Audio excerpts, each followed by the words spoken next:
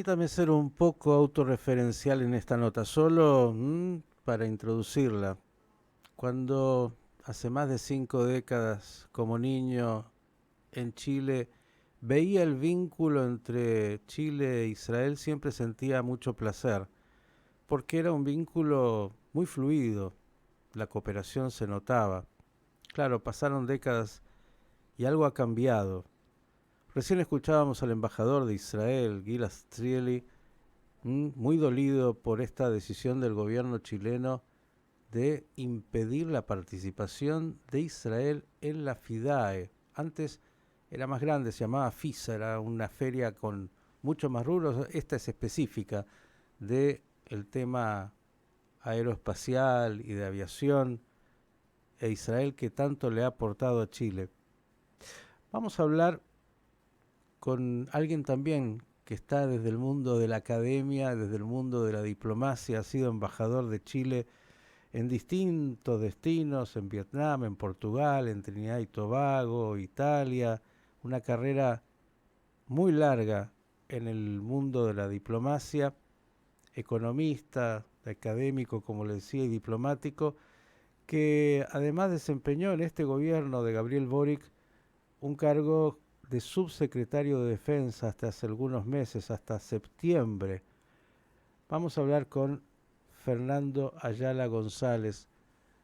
Fernando, ¿cómo le va? Buen día. Miguel Stoyerman, el director de Radio High, lo saluda. Buenos días, Miguel. Mucho gusto y muchas gracias por esta oportunidad de poder conversar con usted y además de saludar a toda la audiencia de Radio High. Gracias por estar con nosotros, embajador. Lo voy a tratar de embajador porque embajador es siempre un cargo que queda para siempre. Eh, Bueno, Cuéntenos, porque no sé qué, ya vamos a ir también al subsecretario de Defensa que le tocó hace poquito, digamos. ¿Qué nos dice de este hecho? Yo hacía memoria y digo, como niño recuerdo siempre ese vínculo tan estrecho, habitual, con la misma comunidad palestina, digamos, en términos demográficos que hay en Chile, entre Chile como país e Israel. Y este hecho de anoche me parece que no solo sorprende a muchos, sino que es una página más dentro de algo que viene pasando. ¿Cómo ve esto? a ver, Miguel, tenemos que poner una perspectiva histórica. Ujú. Como usted muy bien dice, Chile ha sido un país tradicionalmente muy amistoso, no solamente con la comunidad judía residente, sino también con la comunidad palestina, que es una de las más grandes que hay fuera de Palestina, ¿no? Ujú. Acá en Chile. Históricamente las relaciones han sido siempre muy bien llevadas entre ambas colectividades. Eh, por otro lado, la situación histórica también que todos conocemos es que la partición de Palestina en el año 48, cuando se oficializó, tenía un mandato de la creación de dos estados, ¿cierto?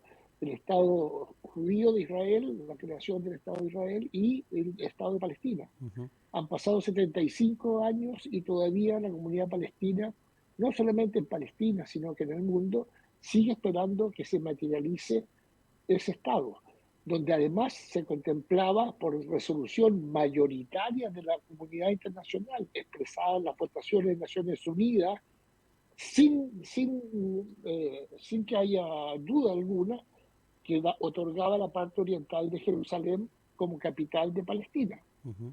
Bueno, ninguna de esas cosas se han cumplido y por el contrario hemos visto, no solamente en Chile, sino que en Argentina y en el mundo, una política de diferentes gobiernos del Estado de Israel que han alejado esa posibilidad con la ocupación de territorios, ¿cierto? Mm. Ocupación, creación de asentamientos y la expansión en territorios palestinos. Mm.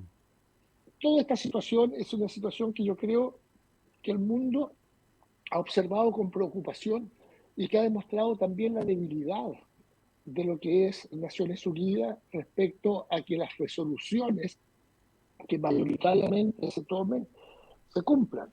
A ver, Todos sabemos que quiero preguntarle para porque... terminar, Sí, sí, dele. solamente para terminar, todos sabemos que Naciones Unidas en realidad son 5 países que son los miembros del Consejo de Seguridad, Mm. donde se decide la vida o la muerte, la paz o la guerra. Esas 5 naciones que responden a un mundo que salió el año 45, al término de la Segunda Guerra Mundial, hoy día ya no tiene esas mismas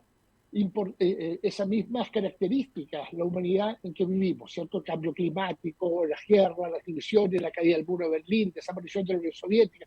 El mundo cambió, pero esa estructura se mantiene igual y frena muchos procesos de paz. Bien, le quiero preguntar sobre lo que dijo y obviamente no me voy a olvidar de la FIDAE, que es por el tema puntual que estamos también hoy hablando, pero digo, ¿Cierto? ¿usted adjudica a los distintos gobiernos de Israel desde el año 48, dijo 75 años, la no creación del Estado palestino? No, no es que adjudique solamente a ellos, es parte de responsabilidad de la comunidad internacional, de Naciones Unidas, de los países que controlan el derecho al veto y también, por supuesto, de los mismos palestinos, las causas los actos de terrorismo que hemos conocido a lo largo de la historia. Actos de terrorismo que también cometió cuando se creaba la lucha por crear el Estado de Israel. Todos sabemos que el fallecido ex primer ministro Menachem Begin participó en actividades que estaban totalmente reñidas y hubo muertos de Inglaterra, etcétera, etcétera. Eh, Nada puede justificar, en mi opinión personal, matar un ser humano, y mucho menos los actos de terrorismo de ningún tipo. No pueden tener justificación, No, pero quiero ir un minuto al pero los 48, digo, ¿el Estado palestino por qué no se crea en el 48? bueno, todos sabemos que vino lo que llaman ellos la Nakba y toda esta historia, ¿no? Que ha sido muy trágica Pero por la no le diáspora que se ha producido en el mundo. pregunto, ¿no se crea por la Nakba o no se crea porque cuando Israel declara su independencia es atacado inmediatamente esa población pequeñita de 600.000 por 6 países muy potentes que pretenden producir no la Sí, Nakba, el genocidio de los que estaban ahí, los judíos, y que no se creara ningún Estado judío y tampoco un Estado palestino que ni siquiera estaba en la mente? bueno, yo lo mencioné, el hecho de que los actos de terrorismo son condenables siempre. Y se atacó la creación de ese Estado que en otras circunstancias se podrían haber facilitado las cosas para la creación, pero no hubo voluntad tampoco. Por un lado, los extremistas árabes querían la desaparición, que no naciera el Estado de Israel, y por otro lado, los extremistas del otro lado no quisieron que naciera el Estado palestino. Ahora, una sola cosa, Entonces, yo no quiero polemizar, quiero escucharlo, pero digo, ese Estado incipiente que nació en mayo del 48, sin casi nada, ni nada, fue atacado por 6 países. No es que fue atacado sí, por los árabes solamente que estaban ahí y el conflicto que se puede haber dado para lo que fue la creación del Estado y la tragedia de una guerra. Pero fue una guerra declarada y muy terrible y varias guerras posteriores. sí, todo eso es verdad, pero eso no significa que no haya una resolución de las Naciones Unidas para la creación del Estado palestino. Ujú. No, no, eso está claro. Es más, la pregunta es simplemente por qué no se crea. En ese 48 o a posteriori, mira, pasado usted dijo 75 años, hubo distintos intentos e incluso usted que es un académico también y habrá mirado la historia, verá que la causa palestina comienza a tomar más vuelo después de que estos mismos países que en el 48 atacaron a Israel vuelven a tener guerras y las siguen perdiendo, ¿no? Es como que no era el tema palestino, el de la población palestina, el prioritario, sino en lo posible la desaparición de Israel. Sin duda, yo no pongo en duda ninguna de esas cosas, pero todos sabemos que en todos los grupos humanos van a haber diferentes posiciones y las posiciones extremistas, por desgracia, han sido las que han dado la pauta en la situación del Medio Oriente. Uh -huh, Mire usted el caso cuando estuvieron muy cerca los acuerdos de Oslo, ¿qué pasó? uh Fue -huh, asesinado el primer ministro de Israel por un fanático extremista. uh -huh. Entonces, todo podemos llenar de casos trágicos, terribles. Lo concreto es que hoy día tenemos una situación espantosa para los ojos de la humanidad, de lo que está sucediendo en Gaza. Ahora lo quiero de alguna manera vincular con algo más porque vamos a volver a la FIDA y la actitud del gobierno chileno eh, con dos temas de estos días. Por un lado yo leía las estadísticas de las guerras. Estamos en una que empezó hace 2 años, terrible, una invasión de Rusia a Ucrania, que ya cuenta aparentemente, porque las cifras siempre son muy cuestionadas, pero por lo menos con 350.000, entre 350.000 a 500.000 muertos, 10 millones de desplazados, de los cuales 6,4 son ucranianos que ya no viven en Ucrania. Y no sé si el gobierno de Chile ha estado tan sensible a esta guerra e invasión de Rusia. E incluso lo traigo más cerca, hace pocos días un venezolano que estaba en Chile de alguna manera tratando de sobrevivir a la persecución del gobierno de Maduro fue asesinado y se piensa por miembros del gobierno de Maduro y tampoco hemos visto una reacción del gobierno de Boric demasiado espantado. Digo, parecería que hay una triple vara, por decirlo así, cuando se trata de el conflicto israelo-palestino y le agrego un factor extra que comenzó este round el 7 de octubre en una masacre que pocas veces se ha visto.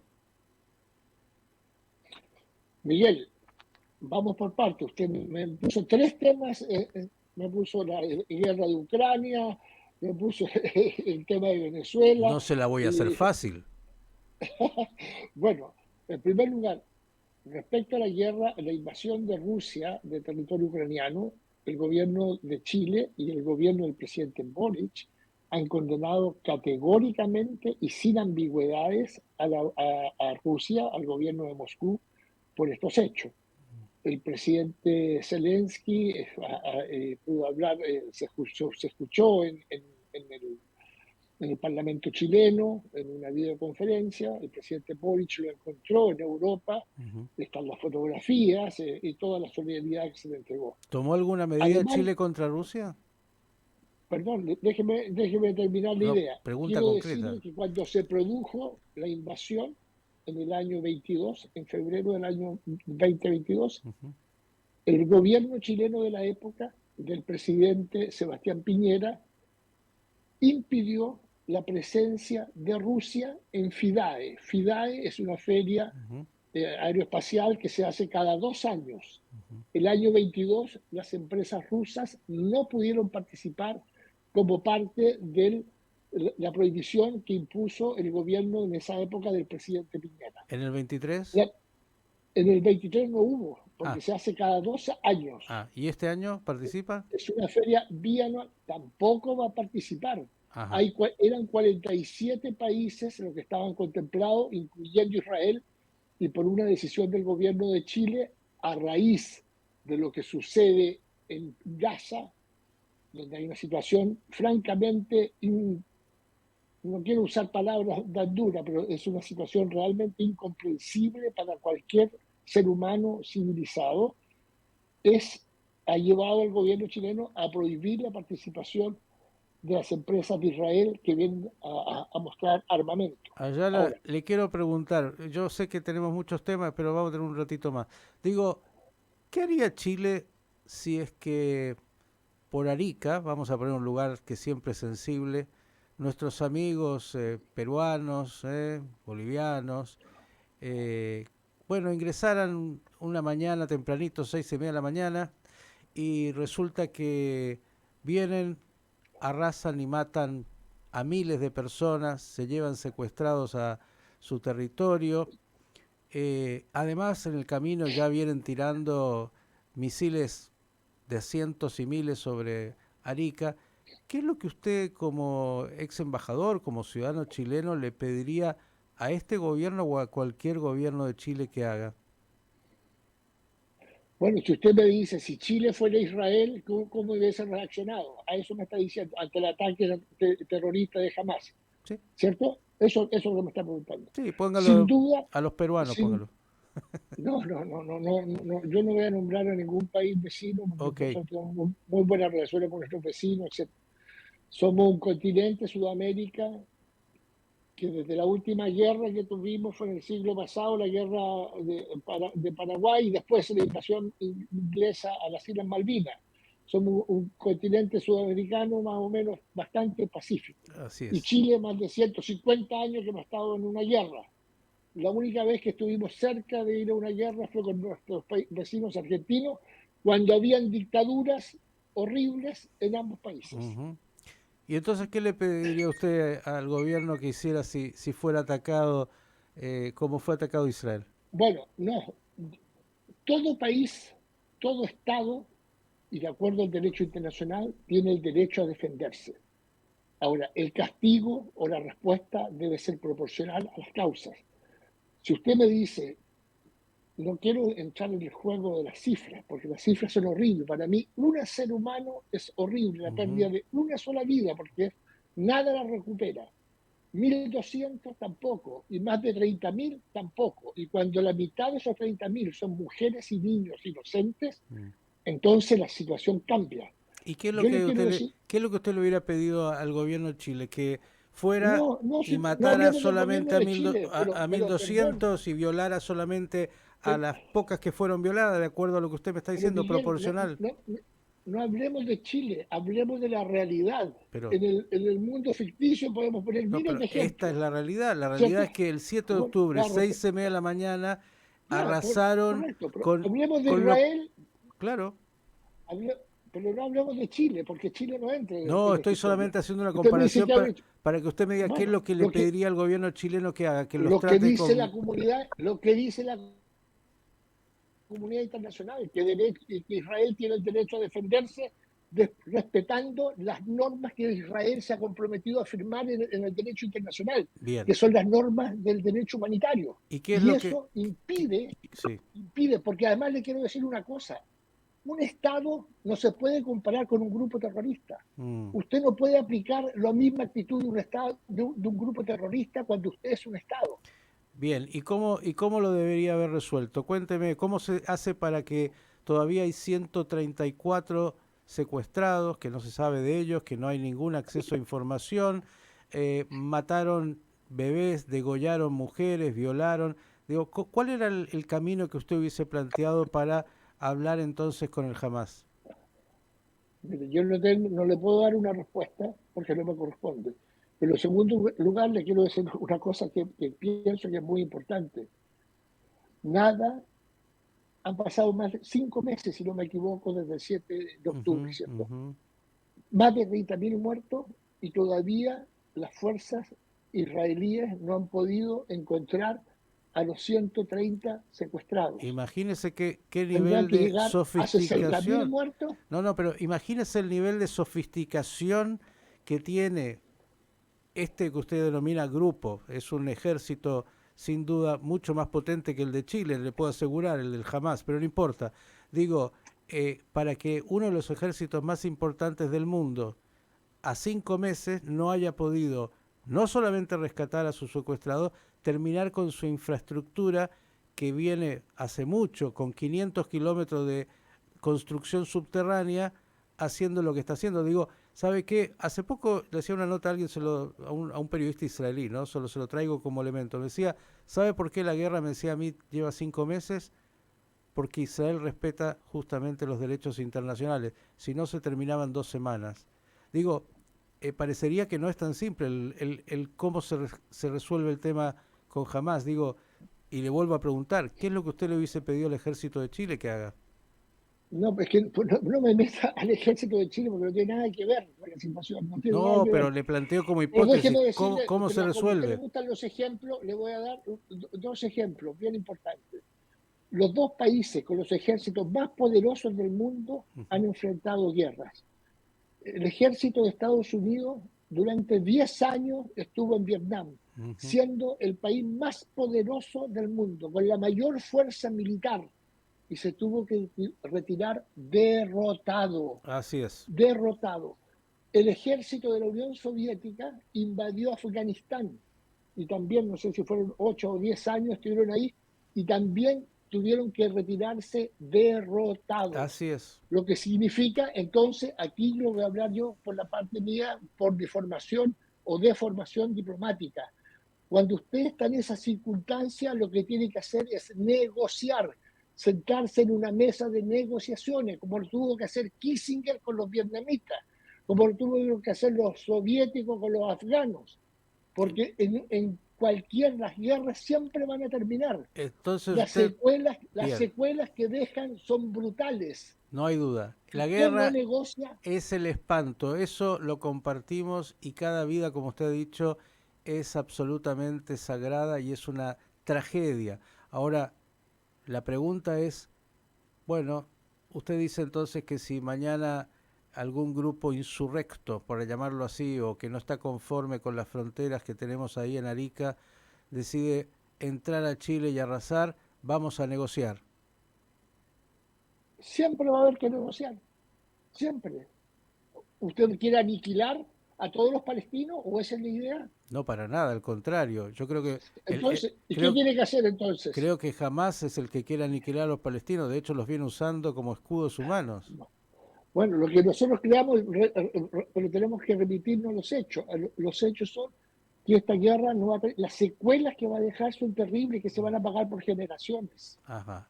Eso es lo que yo pienso, por lo menos. Yo Y que también estoy seguro, comparto con usted. déjeme decirle una cosa. Eso para ambos lados, por supuesto, ¿no? Si yo estuviera, fuera uno de mis familiares, de uno de los 1.200 víctimas abusadas, etcétera, no pasará esa historia a mi hijo, a mis nietos, a mis bisnietos, etcétera. Ujú. Pero déjeme decirle una cosa, que para mí esta guerra ya terminó. Esta guerra, desde el punto de vista de la opinión pública mundial, Israel la perdió.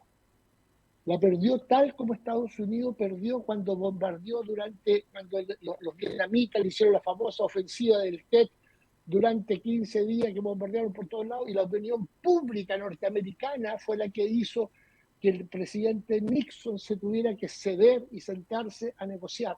Bien. Y Porque entonces, esta guerra, desde el punto de vista de la opinión pública mundial, si usted revisa la prensa mundial, Israel la perdió. bien. Eso es lo que yo creo. Yo comparto lo que usted está diciendo por muchos motivos, pero no siempre estoy de acuerdo con la prensa internacional ni con la opinión pública internacional. Creo que si Chile estuviera en una situación similar u otro país, reaccionaría de maneras mucho más brutales. No tengo ninguna duda, Israel hace lo que puede. Eh, no sé cómo se negocia con, por ejemplo, están hace meses las potencias, Qatar, etcétera, tratando de liberar a los secuestrados. No hay posibilidad, ni siquiera responde el Hamas. Digo, la verdad que la situación no es tan simple. Entonces, ¿usted comparte la decisión que tomó el gobierno del presidente Boric de que Israel no participe de la FIDAE? O sea, es una situación muy difícil, en primer lugar, porque Chile tiene muy buenas relaciones históricas en el plano de la defensa con Israel. Israel es un abastecedor de importantes elementos de nuestra defensa. Tenemos muchos proyectos de desarrollo conjunto en la cosa espacial, etcétera. Es un socio imprescindible para Chile. El hecho que se haya impedido su participación es lo mismo criterio que se aplicó con Rusia. No veo por qué podríamos dejar que participara hoy día en esta feria que se inicia la próxima semana a Israel y no dejáramos a los rusos que participaran a vender sus armas. Hay una Entonces, diferencia que no se... hay un, hay un equilibrio en esa decisión. Es una decisión presidencial Ujú. del gobierno de Chile, y contra eso es una decisión que ya está tomada. Bien, yo en algún momento allá la vamos a hacer algo. Lo invito a que viajemos juntos al Medio Oriente, demos una vueltita, miremos un poquito ahí en el terreno, tanto en Israel con toda la polémica interna que hay siempre, y también vayamos a algunos de los países vecinos, así conocemos también cómo funciona esa cultura y esos regímenes, e incluso nos van a dejar e invitar a Gaza y algunos otros lugares, veamos un poquito cómo funciona, porque a veces me parece que la lectura de un occidente que termina siendo cómplice. Quiero nada más decir que hay una diferencia importante entre Rusia y Ucrania. Rusia invadió Ucrania, Rusia es el agresor y en este caso Israel, como usted bien dijo, de acuerdo a la ley internacional, ha utilizado el derecho a la autodefensa frente a una agresión monstruosa. Pero siempre hay muchas lecturas y es un tema muy delicado. Embajador, yo le agradezco mucho, los tiempos en radio son medios tiranos, pero la vamos a seguir, ¿le parece? Me ha encantado escucharlo. Me parece, y déjeme decir solamente para que usted sepa, yo pasé 2 semanas en Israel en los años finales de los años 80, en un programa de UNDP, del programa de Naciones Unidas, visitando las universidades de Jerusalén y de Tel Aviv. En esos 15 días que estuve fueron para mí muy enriquecedores, aprendí mucho de la historia de Israel, aprendí mucho del sufrimiento del pueblo judío y también visité la parte ocupada de Palestina, obviamente.